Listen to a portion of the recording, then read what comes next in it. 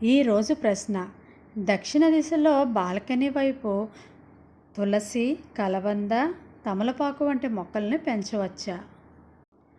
దక్షిణం అనేది కుబేరుడికి వ్యతిరేక దిశ కాబట్టి తులసిని డైరెక్ట్గా దక్షిణ బాల్కనీ అంచున పెట్టడం మంచిది కాదు.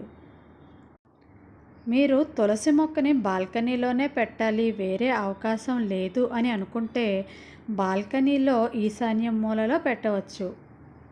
కాకపోతే తులసి కుండీని కాస్త ఎత్తులో స్టాండ్ మీద పెట్టి పెడితే మంచిది. ప్రతిరోజు దీపం పెట్టి నమస్కారం చేసుకుంటే దక్షిణ దోషం బ్యాలెన్స్ అవుతుంది. ఇక కలబంద విషయానికి వస్తే దక్షిణం అగ్నిమూల, కలబంద కూడా చల్లదనం ఇస్తుంది కాబట్టి అక్కడ పర్వాలేదు. కానీ ముళ్ళ మొక్క కాబట్టి మెయిన్ డోర్కి ఎదురుగా అసలు పెట్టకూడదు. బాల్కనీలోని ఆగ్నేయ మూలలో ఈ కలబంద మొక్కను పెట్టవచ్చు. అక్కడ సూర్యుడు బాగా పడుతుంది కాబట్టి కలబందకి ఎండ బాగా తగిలి మంచిగా పెరుగుతుంది. కలబంద మొక్కని తూర్పు ఆగ్నేయ మూల పెట్టడం వల్ల నెగిటివ్ ఎనర్జీ పూర్తిగా తొలగిపోతుంది. ఇక తమలపాకు తీగ విషయానికి వస్తే దక్షిణ భాగంలో తీగలు పాకడం వాస్తుకి ఓకే, కానీ ఉత్తరంలాగా ధనవృద్ధి అంతగా ఉండదు.